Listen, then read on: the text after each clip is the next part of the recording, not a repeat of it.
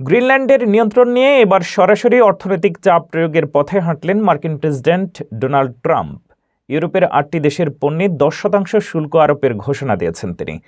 সমঝোতা না হলে শুল্ক ২৫% উন্নীত করার হুঁশিয়ারিও দিয়েছেন ট্রাম্প।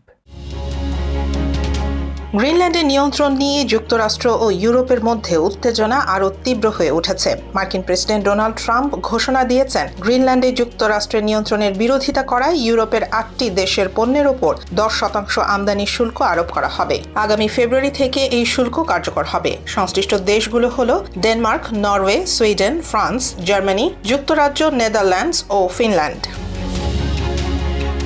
ট্রাম্প আরও সতর্ক করে বলেছেন, যদি ১ জুনের মধ্যে গ্রিনল্যান্ড কেনা নিয়ে কোনো সমঝোতা না হয় তাহলে এই শুল্ক বাড়িয়ে ২৫% করা হবে। সামাজিক যোগাযোগ মাধ্যমে দেয়া এক বার্তায় তিনি দাবি করেন, গ্রিনল্যান্ড যুক্তরাষ্ট্রের জাতীয় নিরাপত্তার জন্য অত্যন্ত গুরুত্বপূর্ণ এবং সেখানে রাশিয়া ও চীনের প্রভাব বাড়ছে।